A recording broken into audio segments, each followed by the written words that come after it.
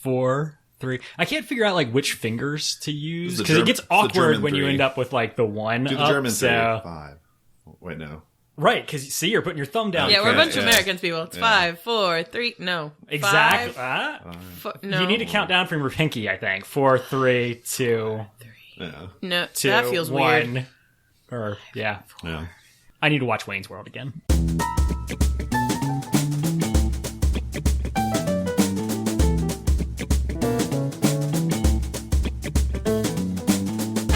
The Gauntlet Podcast. Jason. Kristen. Dan. Great. Thank you for indulging me on that. All right. It's been a couple of weeks since we recorded. We have been playing a lot of games. We should probably just dive right into our discussion of the games we've been playing. I want to get a couple of just fast things out of the way. I played a game of The Final Girl. It was probably the worst game of The Final Girl I've ever played. It was just terrible. It really was. Players who played with me, you all failed. I failed. It was just a grand failure. It had some funny moments, but I think there was a couple things going on. One, I think we were really tired from the night before because it was we had a 4th of July party the night before. And I was personally feeling very sluggish and I just wasn't like I didn't have the right energy, I think. And there were also lots of distractions. Like it was an unusually like distracted game, like just lots of stuff going on like in the room and it was shit. What was the premise? It was ghost pirates. It was a bunch of people on a yacht, like for a weekend, yachting, who run into a ghost pirate ship. All right.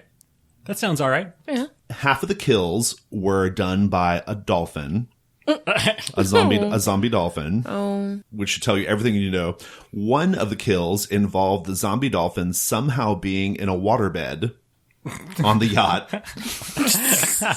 killing someone. It would have been the shittiest horror movie ever. Like it would have been like so. Yeah, it had its moments, but in general though it was shit. But I love The Final Girl. It wasn't The Final Girl's fault. It was our fault. Sunday's usually a more in-depth story game, though, right? Yeah, I mean, we don't often do The Final Girl on Sundays. That was also kind of a weird fit, yeah. I think. Final Girl is definitely more of a Wednesday game for us, like a more relaxed, chill kind of thing. But so that might be part of it. Yeah, maybe. I don't know.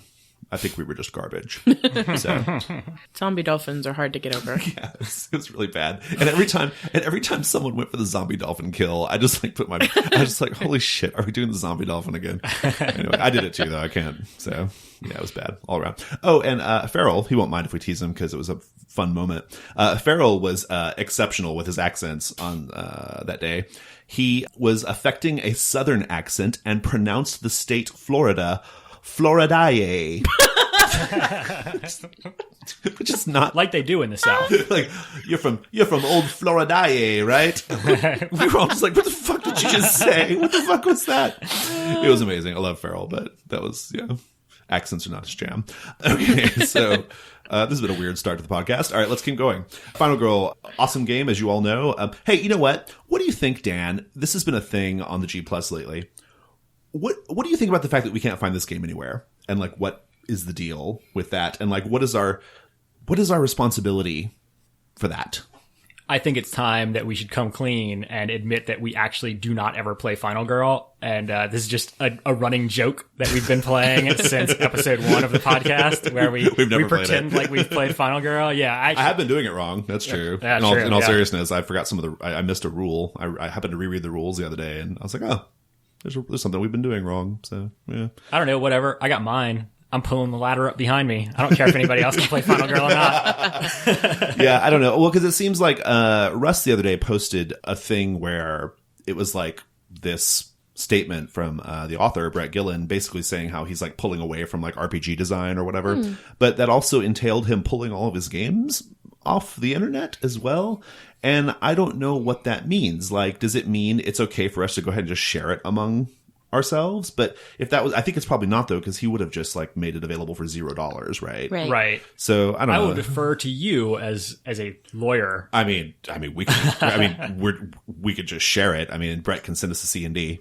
I think we play a lot of games. I don't share copyright. Yeah, we play a lot of games where people don't necessarily own things. I think the general rule of community is if at least somebody sitting at the table owns the game, you're good. Yeah, but for all these groups who want to start, they can't get it anywhere. So it's a funny line because this might be a great topic for later. But like, what is you know, like what is like if I'm going to run a game and it would be helpful for everyone else at the table to have read the rules. Like, is it okay to share the game with them? I don't know. If you're an RPG designer, chime in on the comments and let us know what your thoughts are on that, because I think it's an interesting question. Well, there's a parallel in video games too, with like all the abandonware sites, right? Where there's all these old games that the companies don't exist anymore in a lot of cases, and no one really knows what happened to like who the rights owners even are, and so people make them available under the assumption that, well, no one will ever come after me because like someone technically owns these rights, but they probably don't even know it. Right. So, yeah. It was part of some bundle that was like, you know, when all the IP was bought. Exactly. You know, or something. Yeah. So, okay. Well, that was right. Like it's owned by a random soft drink company in Korea or something. Right. Right. Yeah. Maybe that's something to the final girl too. Maybe. Yeah. Who knows? Yeah. Okay. Cool. So the next thing on the list is something we were going to talk about. Something all three of us were in, which was I'm forgetting. Monster of the Week. Monster of the Week. Yeah. So Monster of the Week. I kind of said my piece about it last week. I'd like to get your guys' thoughts on how it went, especially yours, Dan, because you in the past have expressed some reservations about Monster of the Week, and so I'm curious what your thoughts were in terms of playing the new edition of it. I liked it better than I ever have in the past, and I think a lot of that may have just been due to the fact that you've run it a lot since then. Yeah, I think I've just gotten better at it. Yeah, but you know, I still have like issues with investigation games in general, but yeah. I think as far as running an investigation goes, like Monster of the Week does a perfectly good job. I still kind of felt like in some situations it was like, okay, well, you know, I just need to get some investigation rolls in here. So how do I do that? Because I need to trigger the investigate a mystery move. Right, so let's just like figure out how to do that over and over again, and over again. But with the narrow reading of like what you're investigating that we've kind of talked about before, right? Where you don't actually have to give away everything on the investigate a mystery move. Yeah. Now, like, you know, it does make more of a difference what you're investigating. Right. Whereas before I felt like the questions were very open-ended and very much like, if you get enough of these questions, you will figure it out, and it doesn't matter what you've the whole done mystery to earn solved. these questions. Yeah. Right. Yeah. But yeah, I felt like like the investigation aspect of it seemed to matter more than this like theater that we did in the process of earning rolls to investigate the mystery. Yeah. Like it felt the first couple of times we played it. Cool. Cool. Kristen, you played in 2 sessions of that series. What were your thoughts on Monster of the Week? 2 things. One, in playing in this series, I can't remember if it's called Connections or Histories, but there's a point, it's basically bonds, where you set up, I think, it's history, where you set up how your characters know each other. And before, when we played a series of Monster Hunter, because, we had played, I think, 3 connected games. Or Monster of the Week. Yeah. Monster of the Week, sorry. A long time ago, but it was always the same people in the game. And so those bonds never really came up again, but because this time we had different people coming in and out. It tied people together. That was really nice. I liked that, and it kept the story cohesive because the people who had been there together were able to say, this is the story we've started. How are you fitting into that? And that was really nice. The other thing that I really, really liked is that we tried the epilogue thing. Yes, we did a good job with that too. And I felt that there was like, the resolution was so nice. It was so good. On the first time, it was very bittersweet and kind of poignant where we left our story, where we wrapped things up. And the second time, for some characters, it was a little funny. And for some characters, it was also a little sad, with Derek's character basically going insane. And that was kind of sad. There were some sadnesses. Well, so, worth pointing out. Okay. So I have to just say it because I thought it was so amazing. The epilogue for Kristen's character in Monster of the Week was so good. So she played a wronged. She played like a badass wronged, you know, and their whole thing is they hate a certain type of monster and they want to kill those monsters. And so at the last session, they were fighting some, a biker gang, or they were an ex-military biker werewolf gang, right? And so the epilogue ended with her, getting them smashed, locking them in a bar, in their own bar, setting it on fire, and as they burned to death, shooting her gun in the air 21 times and saying, thank you for your service. Pretty good. Yeah. Good stuff. Good. It was good stuff. Dan set me up for it. That's true. Yeah. With an assist from Dan. Yeah. It was good.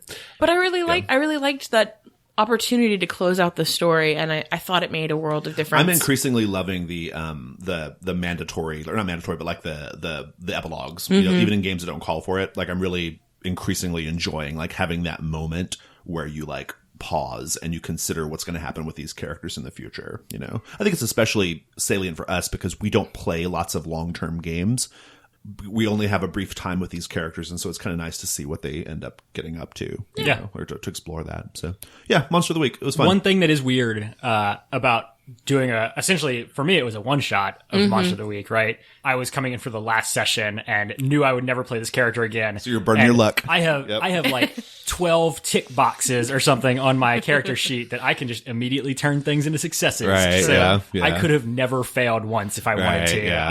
I was restraining myself and only like used a little bit of luck, but like, you know, if you know your guys on the way out, it's real weird to have that much all that like power that you're supposed to have. Like you're supposed to be stretching out over the life of your character. Right, so it's a really weird dynamic to know that you only have one session with one of the these luck characters. thing is a weird thing. I think probably like in shorter term games or one shots, it's probably best to like just not have that mechanic at all. Or just scale it down. Right, just have a couple. Just a couple boxes for sure.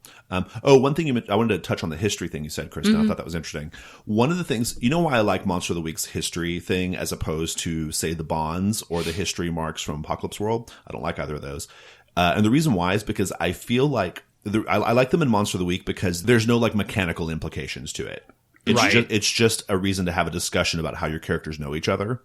And it serves its purpose, and you get going from that. Whereas especially in Dungeon World, I feel like the bonds are. I've never liked the mechanic associated with them, and I really don't love the mechanic associated with them in Apocalypse World either. And I'm not sure that that mechanical reinforcement is needed. You know, like it would be nice if they were just like, oh, here's just a little. Let's just explore our background and let's leave it at that and let's continue to just like play organically and see where things go. Whereas like when you have this like mechanical thing attached to them, it kind of I don't know. I think it leads to like awkward play sometimes. I like the adjustment that you made. It was for Red and Pleasant Land, and I think you started actually before that. It's a permanent adjustment that you create your bonds at the end of the session. Yeah, it's a house rule for sure, but yeah, we're having a lot better luck with doing the bonds. Like, so normally what you do is you have to like resolve the bond at the end of Dungeon World. You have to say, okay, first of all, what does it even mean? Like it's so unclear like what resolving the bond even means. And then once you've resolved it, which means it no longer is applicable, you then get to mark an experience point. I just think that's I've always felt that's a little backwards and counterintuitive. And so what we do now is we just say at the end of the session, if you fill one of your bonds in or if you write a bond and the other player agrees it was salient in the story, you get the XP. Yeah. Yeah. Easy.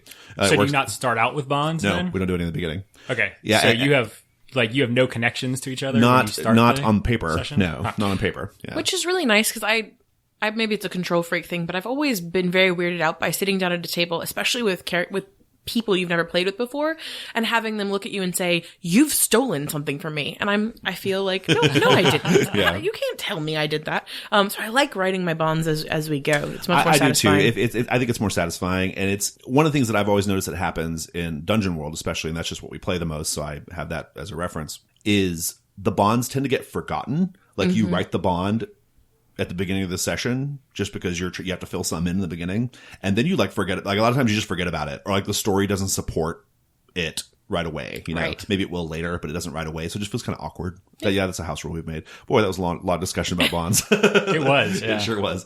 All right. Well, it's a good thing. Well, because we don't have a really like super big topic today, so it's okay. We're burning some oil right now. What's next? We probably should have put this in some sort of I think we logical probably should order. have in some sort of order. That's okay. Let's just start reading games out. How about I talk about the Deep Forest? Sure, go for it. That is a good bridge from last episode where we talked about the Quiet Year. Quiet Year, yeah. Yeah, so because we had recently talked about the Quiet Year, it was in my head to play the Deep Forest. So when I had to like run a game on an emergency situation, we had to like run a third table on Wednesday because we had too many people show up. So it's a great problem. We didn't have too many people show up. We had a great, huge group of people show up. Yeah. That's true, but we had too many people for the number of games that we had scheduled. That's true. Yeah. But anyway, so we played the Deep Forest. It's like the Quiet Year, which we talked about on the last episode, except it has to do with everyone's monsters, and you are trying to reclaim your land after the humans have come and gone. It's fun. I still stand by it being fun. I will say that I feel like it's probably one of those games where you need to sort of pace yourself on how often you play it, because I felt like a lot of times the thing is because you're drawing these cards and they come with like this oracle that says, you know, when you draw this card, like this happens, like the strongest among you has been killed, or the weakest among you has been killed, or something like that. And it's like, okay, well, yeah, this is going a lot like it did last time. So out of the 3 players, 2 of us had played it before. And so we were like consciously, I could see like both of us consciously trying to avoid going down the same paths that we had in the previous game. Okay. But, like the way the story kind of shapes itself, it sort of in a way like funnels you down the same sort of experience, which I think is partly the point, but it also means that it's not going to be as satisfying probably on subsequent playthroughs as it is the first time. Yeah, that makes sense. I mean, we've played The Quiet Year several times, but they've been pretty spaced out. Yeah, so like every time we've played it, it felt more like a reminder how great the game is, as opposed to that. Yeah. And I think that maybe with The Quiet Year, you're less likely to fall back on tropes and everything, because it is like sort of a stranger setting in a lot of ways. It's more open-ended, whereas this is like monsters it's like fantasy monsters. So it's things that like everyone knows and everyone kind of has the same idea of what it means. I've had kind of a similar experience in all the games of The Quiet Year I've played, in that it seems like the same sorts of things are always in scarcity, and you undergo the same sorts of projects. You know, I don't know. Like, I think the interesting part of that game is not like, I don't actually believe it's a story game or a role playing game. Like, I think the interesting part of that game is just the activity, the play of it, like watching how people react to certain decisions that are getting made, and confining yourself to the game's like rules about like expression and talking. So yeah, but The Quiet Year kind of, or the Deep Forest kind of moves away from that, you know, into focusing on like the characters are the important things, and it's less about the players and more about the characters. Yeah, I can see that. And so I think that probably also kind of leads to sort of a sameness issue that you could get after a while. But I can see that. Yeah, still fun. I haven't played it. I want to play it, but I haven't played it. The impact is definitely a little bit less the second time around, so I'll probably put that away for a while before I do it again. Yeah. So, Deep Forest. Deep Forest, cool. Well, why don't we do The Extraordinary Adventures of Baron Munchausen? That was, of the 3 of us, that was you and me, Dan. You were there, right, Dan? I was. I ran it. That's right, you ran it. Set it up for us, Dan. Okay, so this one is about getting together, and you are all a bunch of not medieval, but like, I don't even know what time period it's supposed to take place in, like 1800s? Like 1700s. The 1700s. Okay, so you're all a bunch of nobles, and in the tradition of Baron Munchausen, you are sitting around and telling tall tales.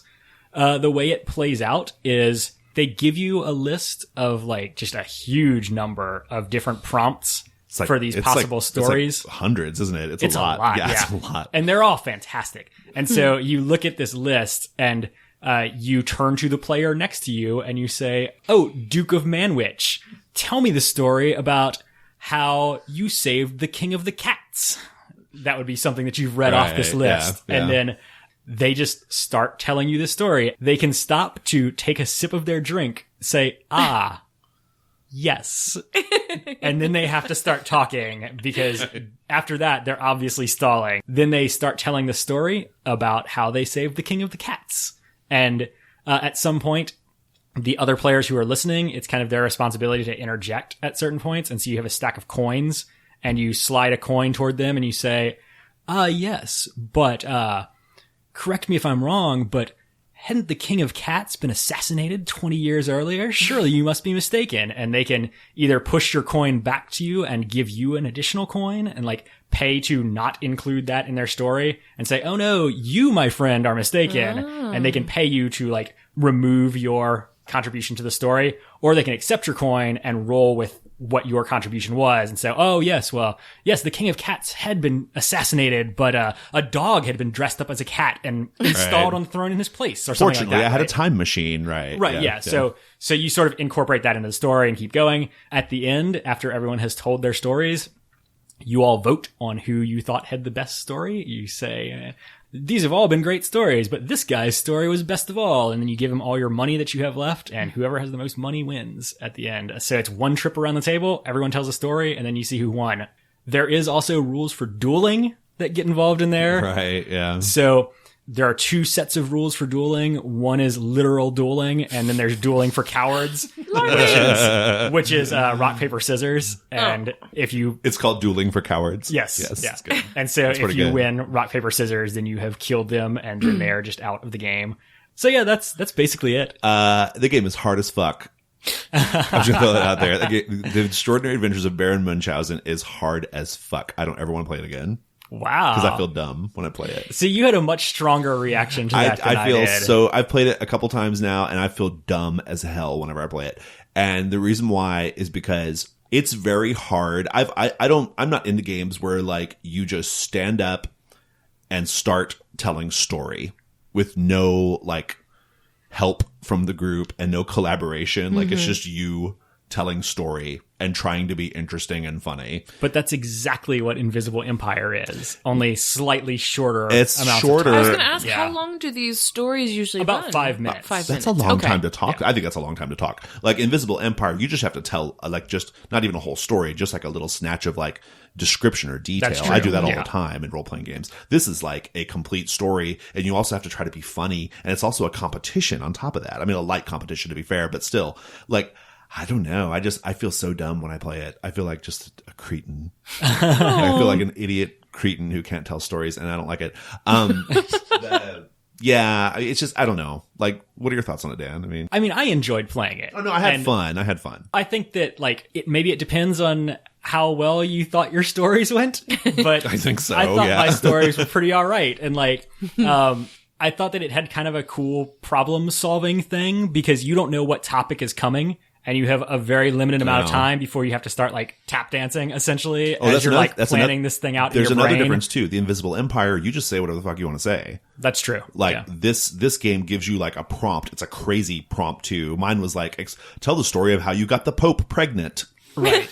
And then from that, you have to like start telling an amusing tale. And like, so it's not, Invisible Empire, I can like make up swords and sorcery fantasy bullshit details all day. Like that's easy, right? Like yeah, that's true. But it's supposed to have a comedic lens. It can't be, you're not trying to do like horror. Yeah, it's supposed to be funny. Okay, yeah, gotcha. yeah. Yeah. But a lot of that, it's hard. A lot of that is supposed to come from the other players interjecting. Like they're there to like interject humor into your story and all of that. Yeah. And so I don't know. I felt like there's kind of a satisfying thing to it in the same way, for the same reasons that I like things like Warrior Poet, where it's a matter of like kind of a lot of problem solving going on like in your head and trying to like stay one step ahead of the game in your head as you're going. And like when it clicks, I think it's really satisfying. So it sounds like you definitely need the right kind of chemistry to make it work. That you need not only people who can roll with the punches and kind of think on their feet, but that you need people who are feeding them good, pathways to go down. That's true. Yeah. So yeah, if you had a first time gamer group, this would definitely not be a choice for them. If you don't know the people you're playing with. Probably not. Yeah. I mean, and we played twice, and our first trip around the table, all of our stories were kind of shit. Gotcha. Yeah, but they were. The second time around the table, I thought they were all pretty good. Yeah, the stories were okay the second time, but you definitely have to get warmed up. Yeah. Right? Like you got to get warmed up a little bit. One thing I guess I should say to play devil's advocate here, which that doesn't make any sense because you're saying you liked it.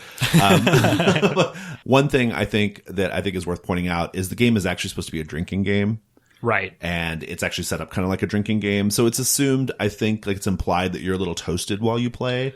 And so that probably helps it go down a little smoother. At the very least, you're probably numb to like how stupid you are being currently. So like, I don't think it's required that you be like blackout drunk to play this game. I was going to say, are the coins supposed to be like shots? Like if they push a story towards you have to take a shot. So the coins are actually supposed to be like you're giving them, this is the purse that you're playing for. And then when whoever has the most money at the end, like whoever gets the most coins, it's their responsibility to buy the next round of drinks. And it's heavily implied that the purse will never be enough to actually pay for all the drinks. Oh. But a gentleman doesn't concern himself with trifles like that. Yes.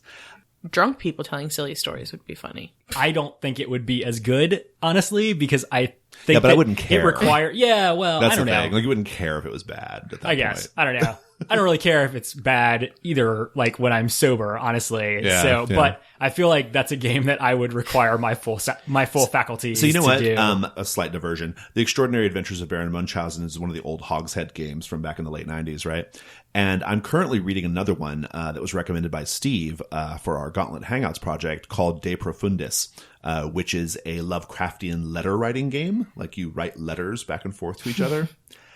That's hard too. Like I'm like going through it and like the rules say like don't be boring. Like you know how it's a lot of role playing games, it's always like you can't do anything wrong, just have fun. Be right. Cool. This one's like, no, you need to go learn the mythos, you need to go learn Lovecraft and you need to make sure you're writing in that style, otherwise you're just wasting everyone's time. Wow. Like that's basically what the rules say. And also the book is the rule book, which is 115 pages by the way, is and dense with text. Is it's written in the style of letters to the reader. Nice. Yeah. So maybe that's challenging why at all levels. maybe that's why I had a better I was more receptive to the Baron than you were, is because I had just finished reading the rules, which are written from the Baron's perspective. And it is written as if the Baron is talking to you and he's having like asides where he's arguing with the editor and all of this. And so like De Profundis is the same way. And so I was very well primed to go into that game. Got it. Yeah, that makes sense. Yeah, I can see that. Next thing, why don't we talk about Carcosa? Actually, it's Adventures on Dungeon Planet, which is a hack of Dungeon World, but we're playing the Carcosa setting. Do you want to set it up or do you want me to set it up? Why don't you go ahead? Because I didn't lead Carcosa. I've just been a participant. Okay. I'm going to ask you a lot of questions about it, though, because I'm curious, because we played in two different tables. So and two very different settings from what it sounds like. It sounds like it, yeah, a little bit. Adventures on Dungeon Planet is just a science fantasy version of Dungeon World. Think like Buck Rogers and Flash Gordon and things like that, right? So we are doing Carcosa, which is an OSR setting. It's actually the Lamentations of the Flame Princess version of Carcosa. For listeners who don't know, and some of ours may or may not, depending on how seriously they take role-playing games and pay attention to it, Carcosa is an incredibly controversial book. I don't know if it is anymore, but back in the day it was. When it first came out, 10 years ago or whatever, it was incredibly controversial because the book is loaded up with these rituals, these sorceress rituals, that are really gross and rapey and filled with predation, and they're just disgusting. They're just really nasty and gross. That said, like the setting is really cool. Like if you kind of like cabin that off a little bit, the setting has a lot to offer. It's an incredibly bizarre setting. The idea is it's the planet of Carcosa, which is something from the mythos, right? Or something that predates the mythos, but got adapted by the it's in there mythos a little bit. Yeah. Never really fleshed out much in the Cthulhu mythos, but this book attempts to, kind of create a setting out of it. It's this strange planet where there's like several tribes or these several types of like human men, but they have like strange, like, skin color that's like there are red men and their skin is like red. And I don't mean like ruddy. I mean like it's red. Like it's just like the primary color. The primary color red. Crayon. Right? Yeah, crayon red. Blue men, yellow men. Also, there are three colors that are unique to Carcosa, the unknowable colors of Jail, Allfire, and Dolm, which is always fun. Jail is the color of voluptuous dreams, and Allfire is the color of nightmares, and Dolm is Allfire and blue. Which is the best. Yeah. That's just a cop-out. I know. It's all fire and blue. So what happens if you mix all fire and red? I don't think there's a color for that. That is just impossible. I guess probably brown like any other color. Even if you had a blue with a yellow, it's just brown. Right. Yeah. Anyway, this setting, it's got this really great, the setting has a really great, sort of implied history. There's a lot of sort of unspoken, but hinted at lore in the setting. It combines fantasy with goofy robot dinosaur style science fiction. It has a heavy metal vibe, and heavy metal, I mean that magazine and cartoon heavy metal. Right, yeah. It's got that kind of vibe to it. It's a great setting. I love it. Despite its problems, apart from the problematic things about Carcosa, these gross rituals, I like the setting a lot. It gives me, it inspires me in cool ways. So, we've done it before. We've ran Carcosa, games before. And so we're doing it again. How did your table go? I'm curious how Scott's running it. This is a very large question. We'll start with, he's kind of like, we've got this book that contains all the rituals you could ever want to know about Carcosa. And he's taken out the sexual aspect of things, and he's gone straight for the gory stuff, horror part. So all of the rituals are, get the blood of this many of this color people and drown people in this sort of thing and that kind of stuff. And I was in a different sort of spot because I came in on the second week. I missed the first one. Right, yeah. And so a lot of things had been laid out for them that I had to play catch up on, and that's always got its own issues. But he and I actually had a conversation about our pathway. Not to get too much into story, but the primary idea is that we've landed on this planet. Our job was that we were coming as a settler colony, and our ship has crashed, and now what to do?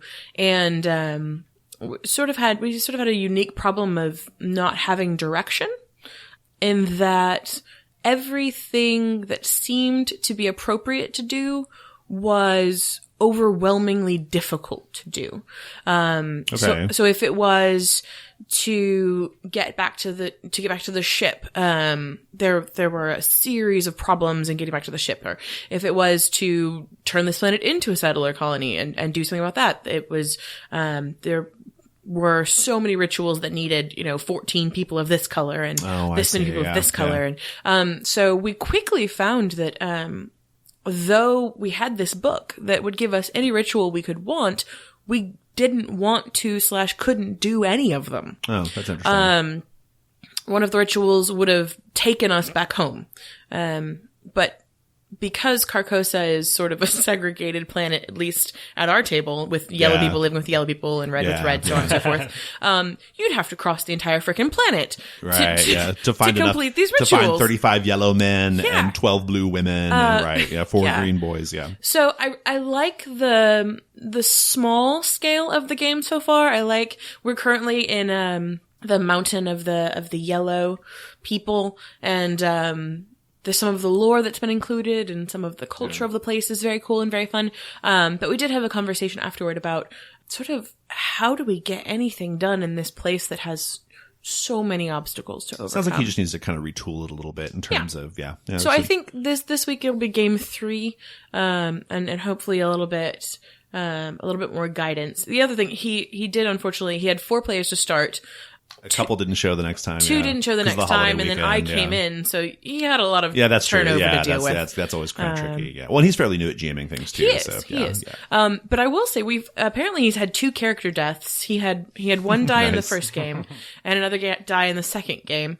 And apparently it was Daniel's character who died in the second game, and apparently Daniel, the person, knows, but Daniel's character does not know that he's probably not long for this world either. And that's created sort of a fun, interesting, easy death, easy recovery kind of scenario. Yeah. People just popping up all over the place. So interesting. Yeah, it sounded like to me that Scott was going with a real like a very heavy horror, gore themed angle. Yes. I've gone a different route with mine. I'm having a lot of fun. Just I'm playing it very extemporaneously, which is pretty different for me. I haven't really prepped much. Mm-hmm. And, we're kind of just doing the hex map, they have a couple of they're trying to get back home. So they're exploring these different avenues of they have some rumors of things where they might if we go here and do this, it'll give us some more information about how to get home. Right. But we're running it kind of extemporaneously, and we're having a good time with it. And I'm taking a lot of the players' input in terms of well, what do you think would be happening right now in the story? And so it's a little bit more collaborative than I normally run Dungeon World. So that's been an interesting thing. I'm also having fun, fiddling with a lot of the adversity that they're facing is not combat. We've had hardly any combat at all. It's more about just tasks. And so that's been kind of fun. So they found a garden of purple lotus flowers, and we had a whole sequence, a whole scene where they were trying to figure out how to safely harvest them. And so there was lots of description about how to tend the flowers and how to cut the flowers stems in a certain way and all that kind of stuff. And there's all these other complicating factors. And so it was a puzzle they had to figure out, right? I really like that about Carcosa. Yeah. It's in Scott's game as well. It's very much about problem solving and it's very problem solving. Different ways of looking at things. Yes, you can use Dungeon World playbooks, characters that you're using from Dungeon World, but you can't think about things the way that those characters would in Dungeon World. And I really like that. Yeah, it's definitely got that like a problem solving vibe to it. The very last thing we did in the session, which I thought was pretty cool, was the characters were taking this other character to perform this NPC character to perform this ritual at this blue tree, which required him to like crucify himself on this blue tree, right? And then after 3 days, he would get this vision that would help them like give them the information they needed to go back home. But the whole sequence was really fun because basically we role played like them having to like deal with listening to this character's like screams of anguish and pain for like 3 solid days while also keeping him alive. Right. And defending the area from anything that or just kind of keeping the area like locked down. And so we had a lot of really good moments where it was like, okay, it's day 2. What is your character thinking? Like, how's this going? Like it was really, really like, it felt like painful and sluggish, but in a good way, right. Like, so the whole like encounter, the whole like challenge was keep this guy alive long enough to get his revelation, right? So it was pretty cool. So yeah, Carcosa, there's more to come. This might be the most we talk about it at all until it's over, but, it was good to hear that perspective. And so why don't we Dan, do you have anything else on your list that you want to talk about? Should we talk about Joust? Let's talk about JS Joust. Dan, why don't you set that up for us? Well, Joust is not a role-playing game at all. It is a PlayStation game, but not really. It's a game that uses PlayStation controllers. It uses the Move controllers, which are like little motion controllers. They have a ball on the end of them that's filled with LEDs, and so it can change into different colors. When you're playing, everyone has one of these controllers. You can play up to 7 people, and it's playing music during this time, and you're standing up and walking around, and you can only move the controller so fast. If you shake the controller too fast, your light goes out and you're eliminated from the game. And the speed that you're allowed to shake the controller at is determined by the tempo of the music that's playing. And so as the game goes, the tempo is normally incredibly slow. So you're listening to these songs way slowed down and you're kind of creeping around. But then every once in a while, the music speeds up to ridiculous levels. And then that's when you can actually run around and move quickly and reposition and all of that. But the idea is that you're trying to like physically shove the other people around or hit their controllers and make them shake their controllers without shaking yours in the process. So that's it. It's fun. It is. Yeah. Yeah. We played at night, outside at night where we had a lot of room to play. It was our 4th of July party. We should exactly. mention. Yeah. Before we've only ever played in, your living room. Right. And so playing outside and like playing in the dark was about 100 times better. Way better. Aesthetically, the colors were very pleasing in the dark. Yes. Yeah. I agree. Yeah. JS Joust was fun. Well, the next game on the list is The Clay That Woke. And this is the final thing, correct? Yes. All right. Awesome. Yep. The Clay That Woke. This is Paul Seg. God, we do this every time. I just need to like get on Hangouts with him and just say, how do I say your name? If he's Czech, it might be Chega. Chega. Oh, that's a new one. We should go with that. I like today, Chega. Yeah. Paul Chega. It's probably. I hope that's right. He's probably not Czech though. I hope Paul Chega is. I don't know. Should I set that one up? I prepped for it. What do you think? Or do you want to, Dan? Well, I have never played that game. Oh, you didn't play. Nor have I read the book. I don't think I'm qualified to set that up. You should set it up. You were at the table for like 5 minutes Get before. this, guys. It's about minotaurs. Yes, indeed. Done. Kristen, do you want to set it up? No, thank you. Okay. Well, The Clay That Woke is a game by Paul Chega. Paul is the author of My Life with Master, Bacchanal, Nicotine Girls, some other games. The Clay That Woke is his newest game. It is a game about minotaurs in a massive, crumbling, Bronze Age-esque city surrounded by a strange, trackless jungle. The minotaurs live by this code of silence, and it's capital S silence. Their code is, it requires them to not express emotion, not to express want, not to use the names of women, and to act with conviction and courage and to be thoughtful. The minotaurs are, in this setting, are incorporated into this human city, this like crumbling ancient human city. And they are, this is such a difficult game to describe. It's a difficult game in general that I'm discovering right now. It's very difficult to describe. The minotaurs. I didn't have any trouble with it. This is why I passed. Yeah, you guys were both smart in this regard.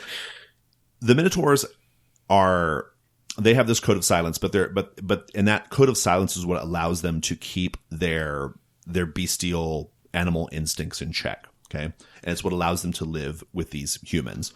But the sort of interesting thing about the setting is that the humans are kind of, they are meant to be played with what Paul calls, quid pro quo thinking and weird beliefs. The former being like a sense of like selfishness or like what they're entitled to and justifying their behavior. Like, so I'm doing this thing and I'm justified in doing it because I am, for reasons. Right. And then weird beliefs, is they have like strange, beliefs about causality, right? So we should work on this road building. We should build this road because if we do, disease will go down, right? Like there'll be less disease. Right. And I know that's true because I heard a story about, another community where that happened, right? Like, just strange things like that, right?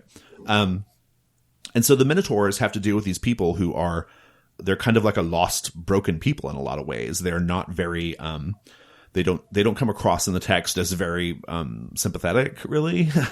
And I guess they can be, but in general, the idea of the game is like these Minotaurs who have this like very like noble, austere way of behaving, like trying to get along with these people who are just kind of, not as noble as them. I think one of the big distinctions is that the humans don't have anything to believe in or to fight for because they don't have religion and they don't have government. Right. And so the Minotaurs are really the only entity that has something to guide them, and that's their silence. Their silence is like their code. That's a really good observation, actually.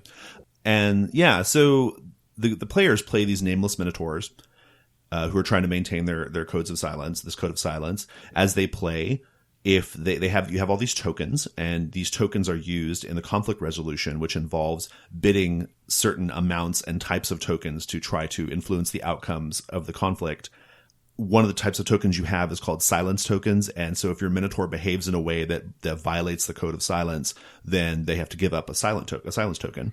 If they lose all their silence tokens, they will basically start raging and doing dangerous things like trampling people and stuff. And they will run to the jungle. Okay. So they'll run to the jungle. And when they go to the jungle, they have encounters in the jungle with strange creatures and spirits and the strange people who live in the jungle. And this somehow like revitalizes them and they get to come back. It kind of restores their silence and they get to come back to the city. We haven't actually done a jungle thing yet, so I'm not going to hit on that too heavy, I don't think.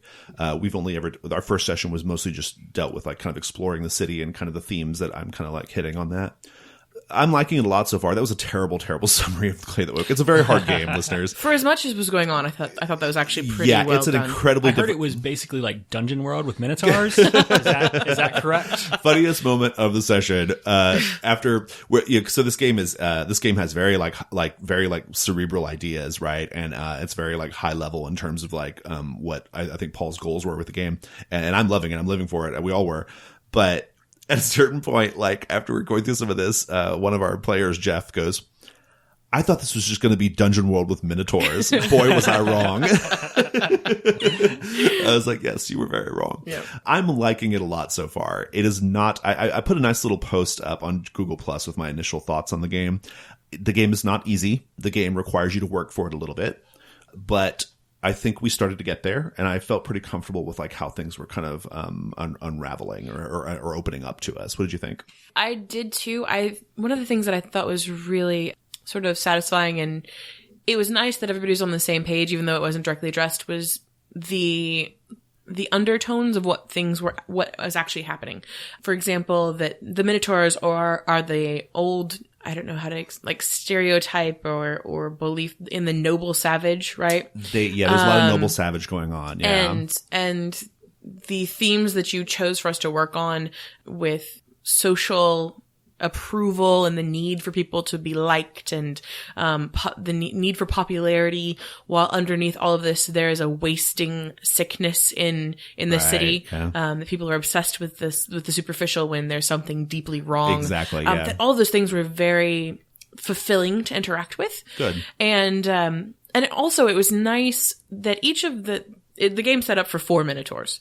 There's 4 specific roles, and really, if you're There going to aren't have enough tokens, it turns out. Yes. yeah, you really can for more only than have that. 4. Yeah. And that each of them has this different function and role that they play And those in the tokens city. cost like $400 too. It's true. Yeah. This is like one of my tangent things. You shouldn't make games that have such a high entry fee. But anyway, they should be easily reproducible in something cheaper. That's a Well, you could probably that's a discussion you for could print another your own day. tokens, I guess. You don't have to get Paul's tokens. But I mean, you could put them on cards or something, right? Oh yeah. Well, yeah, I guess so. Yeah. I mean, well, maybe. you'd have to get like You the shuffle them for the crater or whatever, right? And just deal out however many cards. Oh, yeah. That you might could work. print the sigils on like a little index on some cardstock.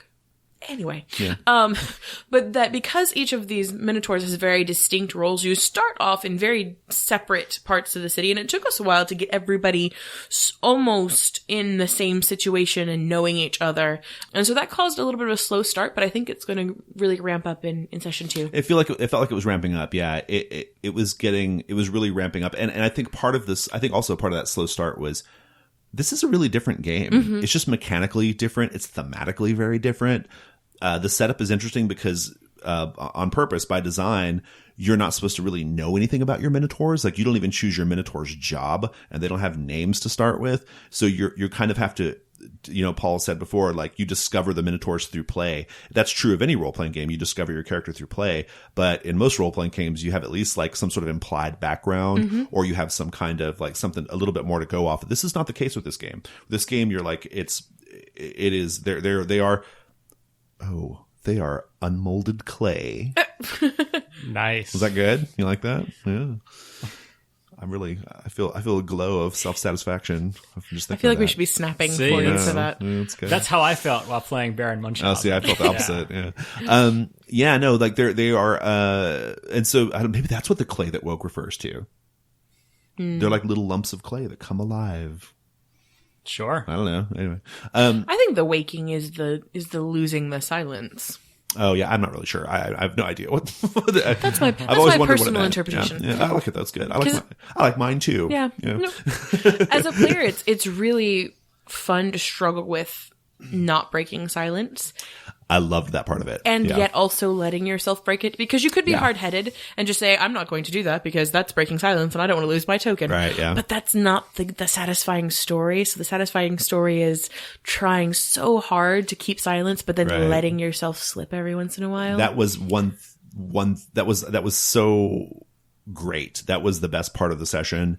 Was as the GM, I was able to watch you all, like, I could visually realize, I could tell visually that you guys were like there were times you were holding yourselves back and trying to maintain silence, and then there were other times when it was like, fuck it, like, I don't care about the silence. I really don't want this to go this way, so I'm just going to lose the token. I don't give a damn. Like, that push and pull, that like back and forth is really awesome. And if that was the goal of the game, then we hit it. The game hit it. It was really fun. So it's nice to have these like sort of delicious temptations. yeah. The game is challenging though. It definitely takes a little bit to get into. It's thematically very, very challenging, and mechanically not challenging, but definitely different, and requires it just requires a little bit of your effort. But I think I've got the impression that if you give it the effort, then it's going to pay off, and it feels like the payoff is happening. It's good to shake the dust off. Yeah, something. I agree. Yeah. So let me ask a question. You said at some point that the session prep kind of involved thinking of like a current social issue Yes. and translating it to that setting. Right. Is that something that you do before every session? Do you have new issues that come up in every session, or is it you pick this issue at the beginning and it goes for as long as it needs to before you introduce something else? I actually can't recall, and I haven't prepped for Wednesday yet. But I think you have to do a little bit of like maintenance prep in between. But based off how our story's going, we'll be able to stick with the 2 that I've got now. Okay. I can't imagine needing another one, especially because we So haven't it's not gone to really the jungle like yet. it's not like you have an episode that deals with this. Oh, or no. like, right? I mean, I Okay. suppose you could, but I don't think so. No, I got the impression that like these are like supposed to be like social problems that your Minotaurs are dealing with in the time we're seeing them in the Daydreams, which is the name of their city, Right. the Daydreams. So yeah, and that's actually, I should mention the prep. The prep is fun. I think the prep is really fun. I've heard some people kind of moaning about the fact that the game has prep at all, and that's a whole other topic, maybe worth discussing on a future episode of the podcast. I like the prep. I thought the prep was enjoyable. The prep forced me to think critically about the game and the game world. And I don't think it would have been as satisfying if I had sat down at the table and said, let's role play this, right? Let's just like do it extemporaneously. I don't think it would have come off right. And so I think the prep was necessary and actually quite valuable and a part of the experience. Well, it doesn't sound like you could do, let's just sit down and like follow your characters around like in the beginning of Monster Hearts or something, right? Because the players don't have much agency they have no over agency their in the who their characters are. So yeah, no, for sure. Sounds like the setting requires prep for sure. Well, and the NPCs are vitally important to the setting. Like the NPCs, this game is unusual in the sense that the NPCs seem to be like an equally important part of the story to the PCs as well, because that's interplay between the Minotaurs and these humans who are so strange and backwards and almost pitiable, you know, like that's an incredibly important part of the setting. And so the NPCs have to be very well fleshed out, I think. Before Gotcha. So, cool. Well, I think that's all the games on our list. Let's go to the next segment. Our next segment, as always, is Giving Me Life. Oh, where do I want to start? Start with me. Mine sucks. We're just going to do mine because mine sucked. I was going to say Oh, wow. We've really... Don't really save me for risen last. everyone's- Mine sucks too. Mine was crap because it was like, oh, Batman Arkham Knight. But I've changed mine. So mine may not, it won't be as dull as that, but I don't know if it's going to be any good. So I think maybe... Let's just let Kristen go first. Kristen, since you're our guest. Great. Let's Giving You Life. Thanks so much, boys. So mine, I felt a bit like awkward or lame. My Giving Me Life is an adult giving me life, but not in the like ooh, but sort of like this is being an adult kind of way. Actually, mine's that. It's getting my shit together, right? No, my giving me life for the past couple of weeks has been catching up, and that's been catching up with people, and you know, I'm a teacher. I've mentioned it on the podcast before. And during the school year, there's no time for almost anything. We make time, you know, we budget time for game night. But there's so much that we don't get to do and we don't get to be spontaneous. And that really takes a toll, and teaching swallows up your nights and weekends in ways that you don't expect. And, or, you know, I expect it by now. But, so catching up, summertime I usually spend about 2 or 3 days a week actually doing teacher stuff to get ready for the next year. But we started Game of Thrones, which everybody I know is like, why has it taken you 5 years? We finally started Game of Thrones, and I've restarted Mass Effect from the beginning. So I'm catching up on that and catching up with friends and family we didn't get to see as much as we wanted, and TV shows, catching up on being lazy. You know, like just sitting on the sofa, wasting time, leveling up. I never do that. You never do it? I don't. I never have just like... I can't do it very often because then I get depressed. I'm just going to I'll sit admit here it. on the couch. Like, it just never happens. Yeah. No, sitting on the couch, watching YouTube videos. Sorry, that sounds horrible. It sounds like me saying, oh, I'm so effervescent and lively that I don't have time to... It's true, yeah. I got so much shit to do. No, it's just, we're just busy. We're just busy people. Yeah. But sitting on the sofa watching YouTube videos that have been, you know, piling up in my queue and leveling up my WoW battle pets. I know it's lame. I don't care. Wow, go kill yourself. Jesus Christ. I know. Okay. But you know, all of those things that, it's summer's a rejuvenation time. So that's what's giving me life. Cool. Awesome. Dan, what's giving you life? Okay. What's giving me life is Silicon Valley. So I recently had to go back home and do some IT work for my parents, like you do when you go home to visit your parents. True. Yeah. And so over the course of that, I got my parents, login credentials for their cable. And for HBO so now I have HBO. Yeah, it's the best. So I've been catching up on HBO stuff. I no longer have weird bootleg copies of Game of Thrones and stuff like that. But one of the things that, one of the shows that I started watching and recently just finished, I kind of just plowed through the whole thing, was Silicon Valley. And it's great. It's one of the shows that sort of, I feel like the scales fell off my eyes as I was watching it, because like Arrested Development, it's things that I didn't realize people were referencing until I watched it. And then I was all like, oh, all right. Yeah, that guy does fuck. Yeah. All right. Oh yeah, the doors that go like this, not like that. Okay. Yeah. I get that. And so I don't know what you're talking about. exactly. Wow. Yeah. So you should watch that show, and then the next time you see it, you'll be like, oh yeah, I get it. that guy does fuck. Yeah. Listeners should know that when we play games, there's always like two of us at the table in some combination. There are two of us doing Arrested Development references non-fucking stop. Like, not every game, but like occasionally it happens. We have this like Arrested Development outbreak where two of us totally know the references and we're doing it, and everyone else is just looking at us like we're fucking assholes. Like, we're the most giant assholes ever. But it's okay. I don't even know when you're doing them. And so, like, it's not looking at you like you're an asshole. Is something happening? It's just confusion. Right. Yeah. What's happening? Exactly. But Dan finally got caught up to it. Finally. Yeah. So. But yeah, so Silicon Valley, same sort of situation. Cool. Lots Cool. of references out there to that show I that didn't you know would that. never know. Wow. I didn't know that. And also, it does not like ping my nerd shame in the way that so many shows do that are about huge nerds. Because, it's about dudes doing a startup like in the Valley. And so, it could be really awful, but it's by Mike Judge, who also did Office Space and Idiocracy, Right, and he's really good. So, and he's good at like portraying nerdy characters in ways that aren't cringe inducing.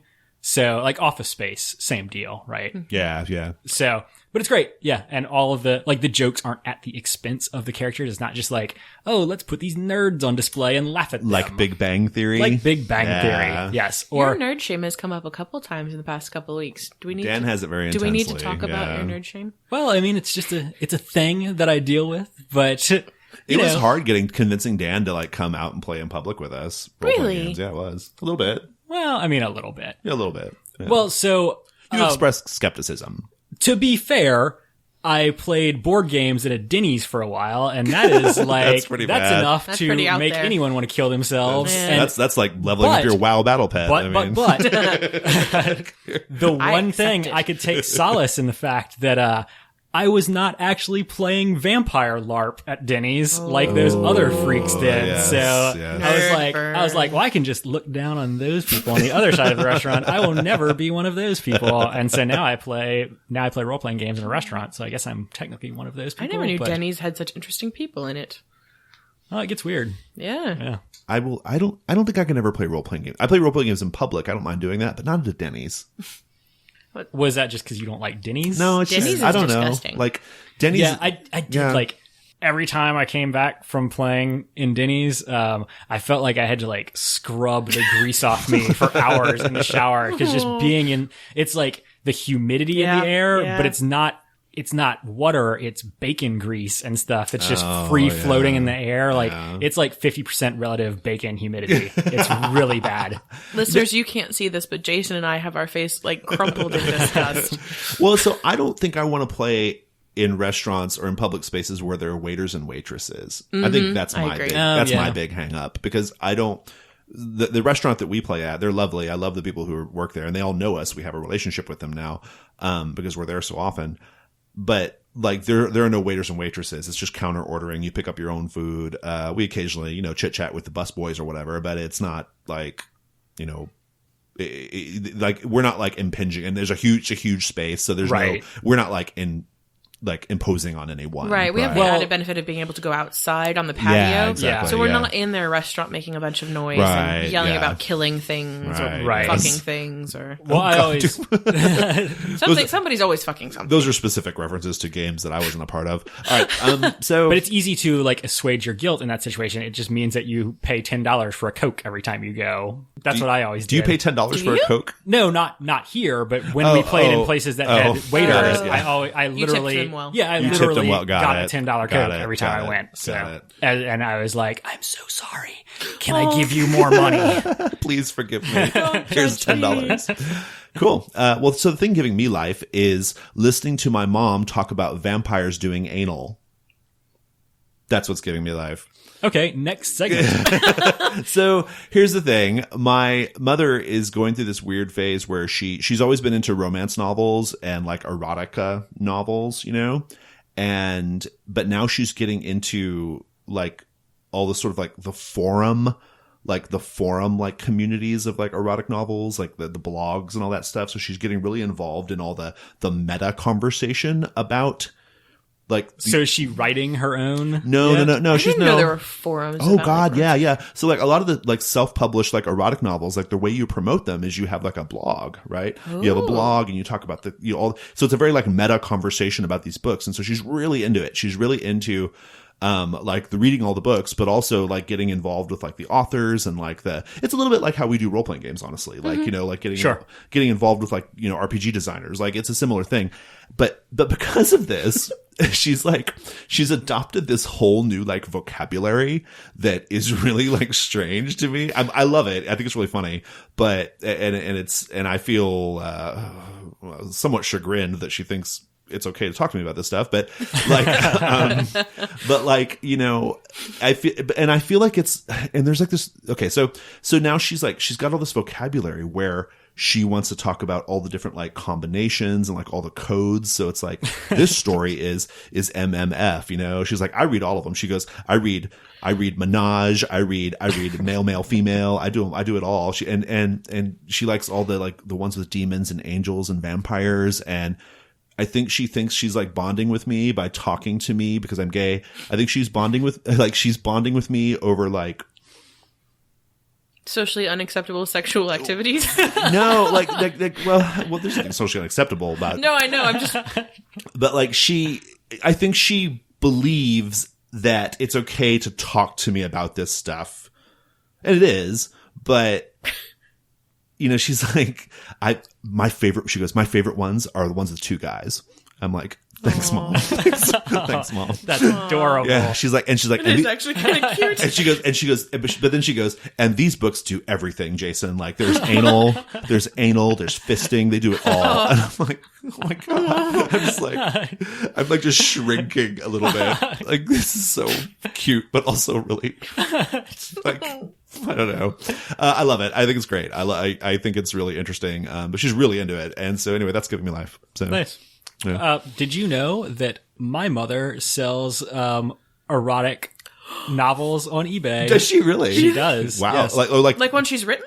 No, she goes to like book sales and stuff and just buys cartloads of like books about vampires banging firemen and stuff. Right. And then like flips them on eBay. Wow. And makes a pretty ridiculous It's a thing. living It's a out of thing. that. Yeah, like, it's a thing. Because she's retired, so like she's a mom full-time reads smut mystery peddler novels. on I love eBay. it. That's good. Yeah. My mom reads mystery novels. There's yeah. Oh yeah. no Well, that's sexy what books she happening. tells you. Right, yeah. That's what she tells You don't know what's on her Kindle. They're all reading angels and demons fucking It's and true, everything else. yeah. Like my mom went on about this whole thing about like succubuses and incubuses and all this other stuff, and like it was kaleidoscopic. Like my mother's like knowledge and like desire to talk about all this stuff with me. So it was interesting. Oh, well, they say that's why the Kindle is so popular. Right, yeah. Because Yeah, nobody no knows one you're knows what reading. you're No one knows what vampire you're reading. smut. Yep. So that's an interesting little observation. But they do know you're selling it on eBay if your child comes home and there's an entire room stacked like to the ceiling with shirtless vampires Yes. on the covers of all of these novels. That's so, awesome. Yeah. That's It's good Romance stuff. novel covers the good. worst. Yeah. Good.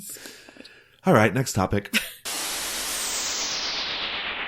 So I wanted to, and I'm forcing Dan and Kristen to talk about a thing today, a topic A thing. for our podcast. So the idea, I often like sit and think about movies I've watched, books I've read, or just some sort of experience I've had, even board games and stuff. And I always think, because this is the kind of person I am, I think, I wish this was a role-playing game. I want to play a role-playing game version of this. And I'll go do some research, and I'm often disappointed to find there's not really a role-playing game that fits this, that does this thing I want. And so I thought it'd be fun to do a little bit of RPG daydreaming, and except it's not daydreaming because it's nighttime right now, and we're talking about it out loud. It's twilight. Oh, yeah. Well, it's... There's another set of vampire smut books you can talk indeed, about. yes. Yeah. Those are so But they're chaste. badly written. They're chaste also. Like, those vampires don't get up to anything. They're sparkly. What do you expect? But 50 Shades came out of that. That's a good point. Yeah, good point. Well, so I thought it'd be interesting to talk about some things that, it'd be cool. Like these, like we each have chosen something we think would be really cool if there was a role-playing game version of it. And I was hoping that the listeners would maybe provide some answers for us if they know something that would satisfy our desires, or if they have other things that they'd like to offer up. This is a really great chance, I think, for the listeners in the community to give us feedback on, or to give their own sort of wish list of cool things, like things that would be cool as a role playing game. Yeah. So, all right. So who wants to start? Shall I start, or since it's my topic? Okay. Yeah. So show us how it's done. I don't know. Okay. So one of the things that I'm into is creepypasta. Do you guys know what creepypasta is? I've actually just heard of that this morning because I read a story about a Russian sleep experiment. Oh, that's a good one. Yeah, and it was apparently hosted on creepypasta. Yeah, that's a good one. So creepypasta for the uninitiated is, they're usually fairly short urban legend style horror stories that are posted on the internet. The word creepypasta is what's that word? Just some word like it's a joke or a play on the idea of copy pasta, right? Which was what was copy pasta? Well, it's from copy paste. From copy and paste. Turns into copy pasta. Turns into creepypasta. Creepypasta, right? Yeah. So that was your etymology minute. Etymology. That's it. Yeah. Or something. Well, yeah. That wasn't the word I was looking for, but. So I'm into creepypasta. I like to read these dumb stories right before I go to bed, and then I can't go to sleep because they're scary. So I read them. Rich thinks it's so stupid. He's like, why do you read them? Like you can't go to sleep afterwards. I'm like, I don't know. I need that in my life. So it's fun to scare yourself. Yeah. So you kind of scare yourself. So my very favorite creepypasta story is Candle Cove. If you're into creepypasta, you'll know this one because it's probably one of the most famous ones. Candle Cove is a really interesting one because it's told in the form of a series of forum posts by several individuals in a forum about like nostalgic television shows. Okay. And it kind of opens with this guy asking the forum if they remember this specific children's TV show that ran for a few months back in the early 70s. And so a couple people chime in like, oh yeah, I remember that show. And so the story is really cool because the forum posts, like they gradually begin to like, they're jogging each other's memories about what the show was about, and it gets like progressively creepier and more disturbing, until there's like a big twist reveal at the end. Right. And because, and so it's really neat. The story, the setting itself is, the children's TV show is like a pirate themed children's TV show, and it's like really low budge. And it's just got lots of like strange things going on, and I don't want to ruin the story for anybody. It's a very fast read. People should just go look it up and read it, but Candle Cove. But I think what I'm looking for in a role-playing game is, I think I've kind of honestly always been looking for this in some way. I think my Chuck Eat Cheese thing is a little bit on this idea of like play spaces for children or spaces for children that are like a little surreal and bizarre and unnerving, Right. And so but only as an adult, right? As an adult, right? Like as an adult, they're unnerving to you. And I like that idea. I like that theme. And so I think that's why this story, Candle Cove, speaks to me so much. That's part of the reason. But I think it'd be kind of cool to like have a role-playing game with that kind of setup. But even more, I love the way the story is told, this like series of forum posts that build on each other, right? They build on each other as they respond to each other to get to the horrifying conclusion. And I would love to have like a role-playing game version of that. I don't even know what that would be, but I think. Would it be Kaleidoscope? Cool. Huh. Maybe. Yeah. Possibly. I feel like you could smash together Kaleidoscope and Penny for Your Thoughts and maybe do something there. Because that's in like the Don't You Remember? Right, yeah. And it's the reminding people about things. Right. Making suggestions. So like what happened next? Yeah. Right, yeah. Those are good thoughts, you guys. Huh. I'm just too stupid to have thought of that, apparently. It took you guys 5 seconds, and I haven't been able to come up with anything. Until that's pretty good. Yeah, so Kaleidoscope, listeners, is a version of Microscope, but instead of telling a history of a people or a world, you are as a group recounting your favorite scenes or various scenes from a bad foreign film. Right. So I could that's specifically nonsensical. Yeah, I could totally see that. Yeah, that's very interesting. Cool.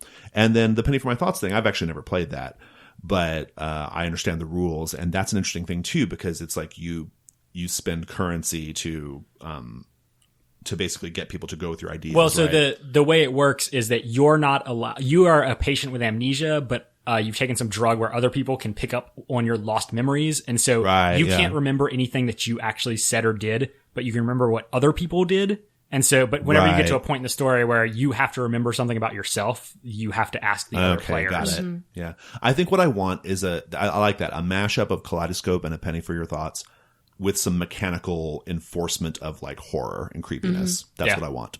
That would be pretty fucking awesome. So, well, mine's solved. Yeah, you should make that. That sounds good. Hey, listeners, if you have any other ideas, I'd love to hear them. Because this is, if you've read Kendall Cove, there's a real specific feeling you get from reading it. And I want to translate that into a role playing game. I just think it'd be really cool. So, or if you're just an RPG designer who has nothing to do and you want to, please me, then you can write that for me. Great. I'll give you $5 American for it. So, okay, cool. Well, so, Kristen, what's yours? Yeah. So mine was thinking about the game Dixit. I think that's how it's pronounced, Dixit. I don't know much about that one. So Dixit is it's not really a board game, but the idea is there's a deck of cards that are all sort of pieces of artwork. They're not art in like contemporary art sense, but they've got pictures on them, pictures of various things. They have a certain style to them that's slightly like a childlike drawing, but it has... They're kind of whimsical, right? Yeah, they're They're whimsical. kind of like surrealist. Yeah, right? exactly. They're very, very open to interpretation. And the way that you play the game is that somebody looks at their card. Everybody, they say something that they think about the card. For example, you could say like, Cinderella's slipper, right? Now the card obviously won't have a glass shoe on it, or at least it shouldn't. And then everybody puts down a card that they think It's a little on the nose, right? Right, Yeah. exactly. Everybody puts on a card that they think looks like that, and then you have to choose which one you think was the first person's card. So that's the original game. And I thought I really liked this idea of these images and the open interpretation of them, and that I would love an RPG in which you start off and then either obstacles or interactions were presented to you in a series of images. Either you could have sort of a stack in your hand to go from and you could plan it, or that other people would present you with this image. And because they're open-ended, you can structure things kind of in a way that makes sense to you or that you'd like, but that there's always something new being brought to the table or being presented to you that you have to work from. And I liked this idea that it was from these visual stimuli that you'd have to construct your story. Why does this your sound interaction. familiar, Dan? Doesn't this have a familiarity to it? Like this I game don't know. exists? I don't know. Maybe I guess it doesn't. It seems like it should, though, right? Yeah. Yeah. Huh. But I like that. So you'd be telling a story collaboratively, and then occasionally you draw a card, or you have a card in your hand or something. Yeah, either way, that you have a stack and you have to use one of the ones that you have, or that people present them to you. So they want you to pursue this path, and in their mind, they may think, "This is right. I see. I see a picture of a dark corner with a candle. I think they're going to take this story in the direction of like a dream, and they decide to make it about horror. That'd be the fun part. Yeah, that'd be the fun part. exactly. Like you have like this preconceived notion of what you think will happen with the visual, but then the other person grabs it and does something different with it. That'd be pretty cool. Yeah, that'd be pretty badass.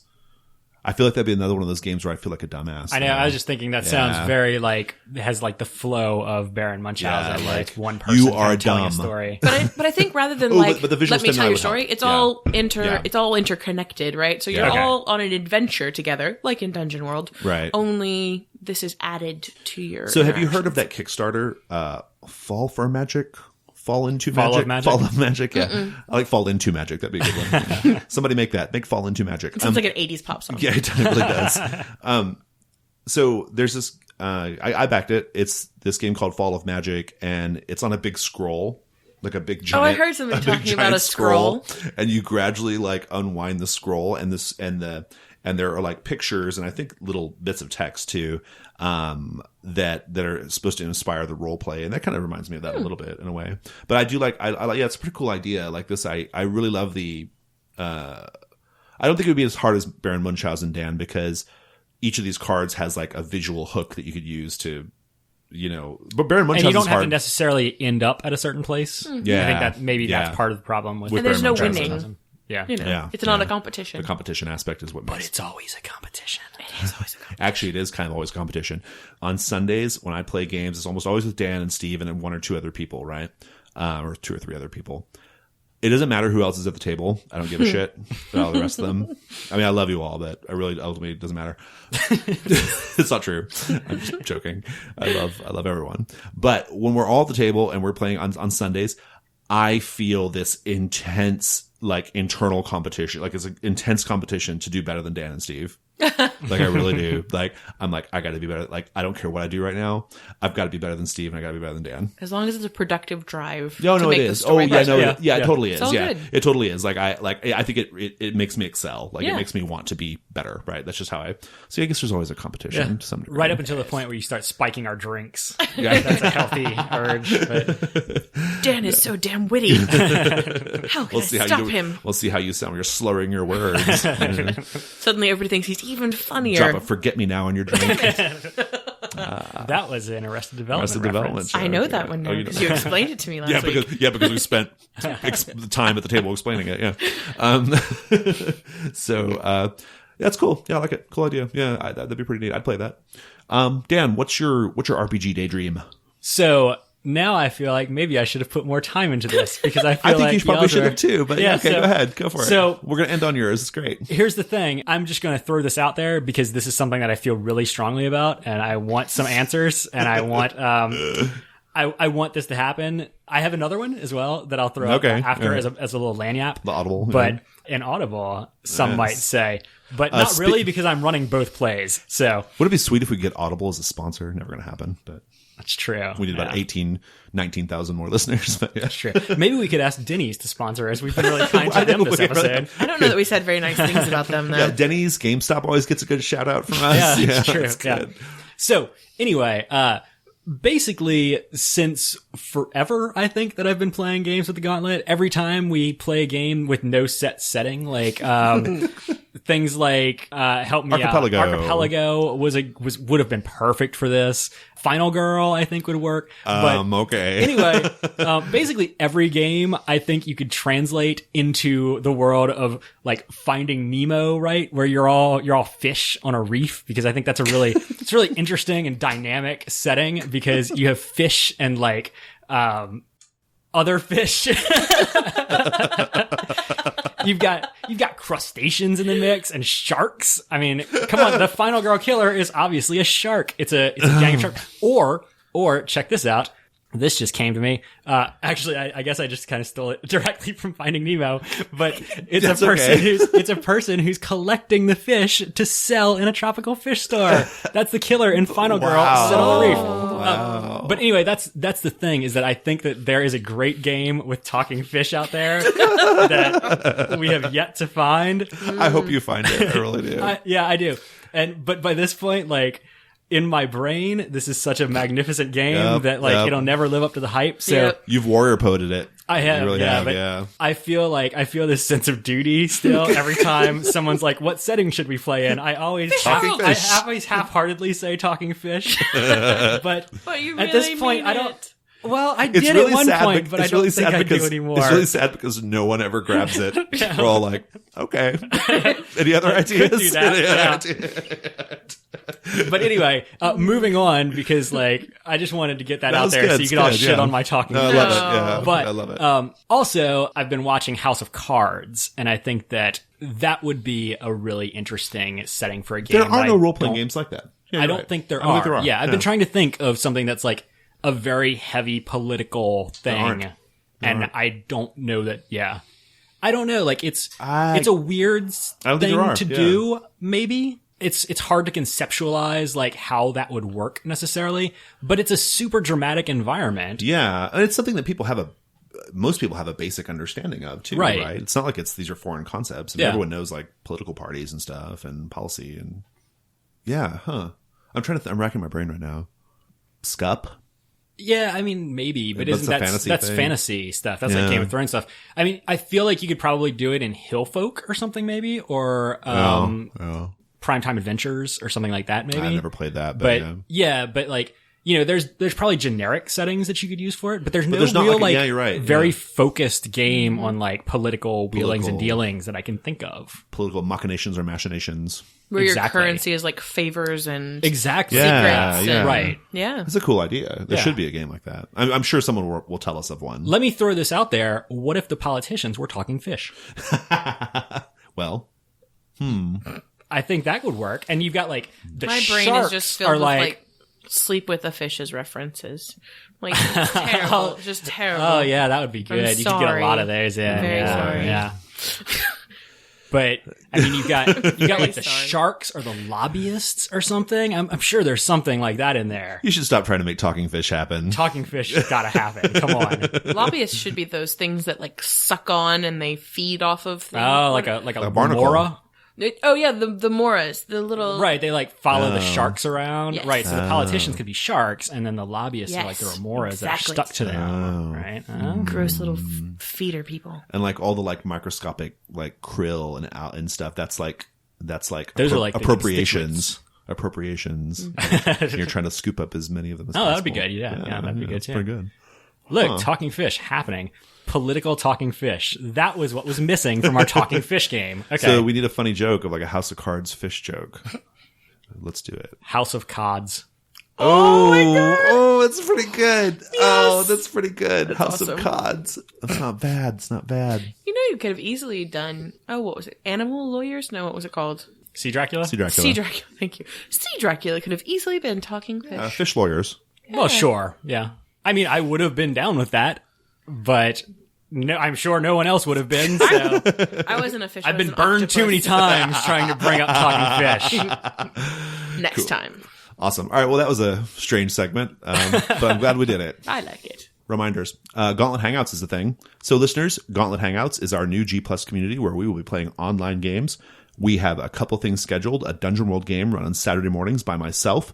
It's full. But if it weren't full, you could join us and play. And then, just sorry, I'm riffing here. I don't know. And, but there's also a game of Swords Without Master, and that has a couple spots open, run by, I think listener Ryan actually is running that one, aforementioned listener Ryan. So, But not really, because that segment's not because going you're to be cutting, here. okay, right. You All will right. hear from listener Ryan next week. Unless we all decide that sucks, and we will not release it. So We're going to have Swords Without Master. I think we're basically going to do like a series of one shots on Wednesday nights. And then on Saturday mornings, we're going to do my ongoing game, which is going to be Dungeon World to start. And I think I'm probably going to move into something like maybe Night Witches, maybe Monster of the Week, possibly that wrestling game by Nathan Paoletta. So I've got some irons in the fire. Go check out Gauntlet Hangouts and go join us for a game. Actually, I may have one spot open in my game. I can't remember.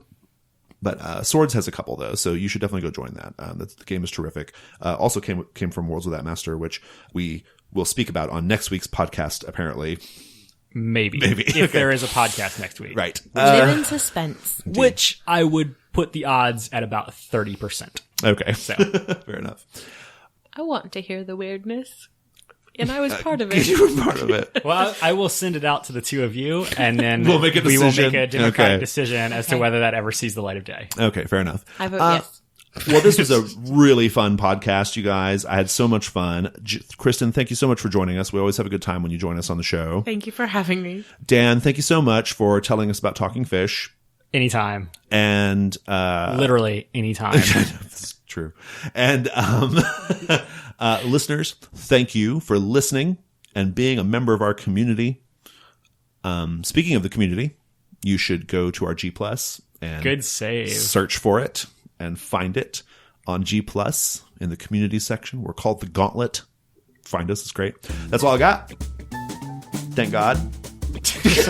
Bye, everyone. Bye, everyone. Bye.